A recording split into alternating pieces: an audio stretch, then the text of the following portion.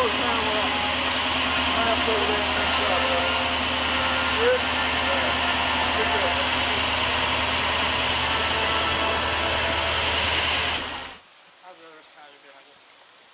me on your left side? Yes. Can you get that out of there? Sure can. Alright. Everybody hear me okay? That's always one of my biggest obstacles. I don't know about you, but watching Russ and Lisa come up that ramp from those two beautiful buses, I had a hard time holding back the tears. It's been a long, long ride. And many of us thought it wouldn't happen in the early times. I'm from Greene County, and back in the mid-90s, a small group of us started advocating for transportation for people with disabilities in rural counties, and Greene County is rural. When I see someone using a ramp to get on a bus, I smile. I think about all the tireless work of our advocates, like John Tassone, John Tagg, Lou Deal, and I think about our legislative champions, like my own Bill DeReese and Barry Stout, the Keith McCalls, Senator Rhodes, and then I think about how proud people like Jane Walters and Jimmy Clark would have been had they lived to see this day. I was given the honor of introducing a DVD that I convinced former Secretary of Transportation Brad Mallory to do. We had a very interesting relationship. It was love and hate and everything in between. I called his secretary to ask if he could be here, and she said that probably wouldn't work. I said, how about a DVD? She said, well, I can talk to him. I said, well, tell him two things to remind him. I said, there were a lot of statistics generated by this program, but one will never be documented. And that was the fact that the program he started brought me together with the lady who is now my wife and is holding the microphone for me, Denise. And tell him, bring it up here a minute, and tell him the other thing. He's the guy that when I had 80 people hold his elevators hostage at the PennDOT building, he decided to arrest me and 22 others. Well, evidently, that got your attention because... Hi, my name is Russ. I'm the first rider. Excuse me, my throat's clogged. I'm the first rider.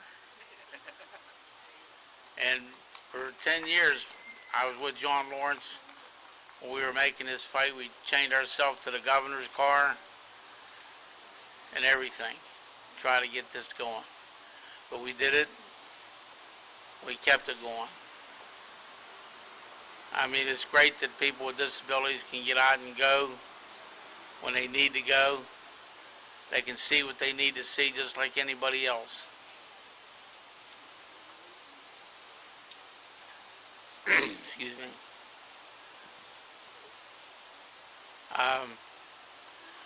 I was with John Lawrence for 10 years at Triple, fight this fight. We won. We said what we were going to do, we did it. And I thank you. Russ, if you could do me a favor and just sit right there for a moment. We have a presentation for you. Miss Pamela K. Auer is going to make a presentation to you. Hi. Hi.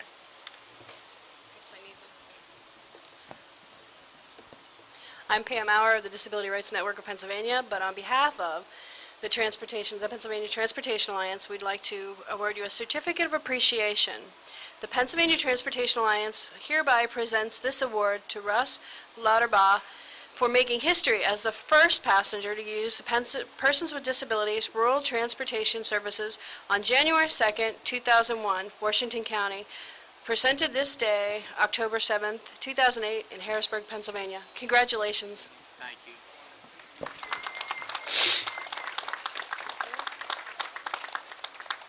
Now it is my pleasure to introduce to you Miss Lisa Yeager from Union and Snyder County. She is the person that took the millionth ride, and she can have some comments, and then Pam will make a presentation to her also.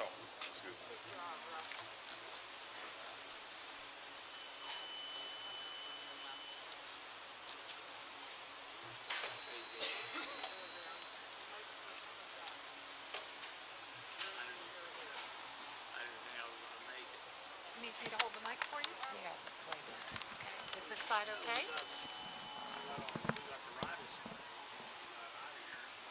Hi, my name is Lisa Yeager, and it's an honor to be here. Before USA, I had to rely on family and friends to provide transportation. This meant asking constantly for rides and the loading and unloading of my wheelchair as well. It was very difficult for me to constantly ask for transportation to doctor appointments, physical therapy, shopping, etc. Also during this time, my son was in need of rides to and from all his activities. USA means independence to me. For years, I had to rely on family and friends. Since September 2005, when I became eligible, I have slowly become more independent. Going places alone is something that I have not done for many years. This is a huge accomplishment for me. Without USA, I would not be able to visit my mother at the nursing home as often as I do. USA has given me the strength I needed to live a more fulfilling life with a disability. I'm sorry.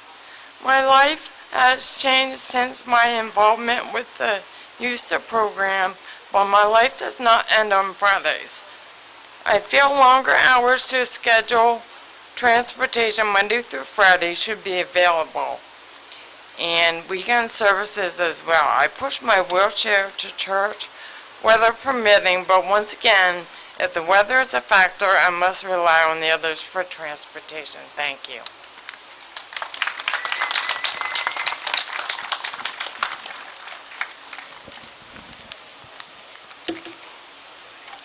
Hi, this is John Lawrence again. As I indicated earlier, I'm from Greene County, and our representative in Greene County is also the majority leader of the House of Representatives, Bill DeReese. He's been involved with this effort, this particular effort, since the mid-90s, when he met with our little group I mentioned earlier at the Dairy Queen in Waynesburg to talk about what can be done. And he's been there consistently.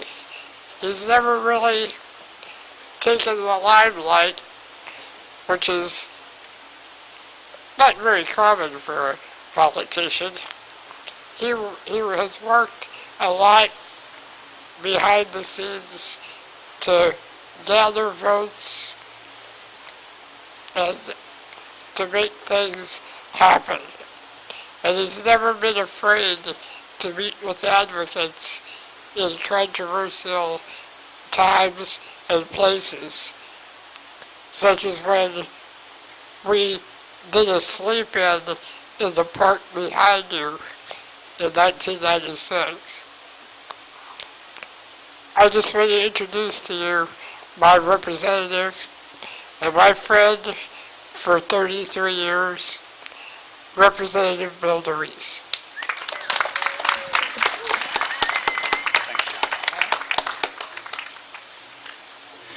Thank you very much, John Lawrence. Friend for 33 years encapsulates the dynamism of not my endeavors, but John's enthusiasms even in his youth.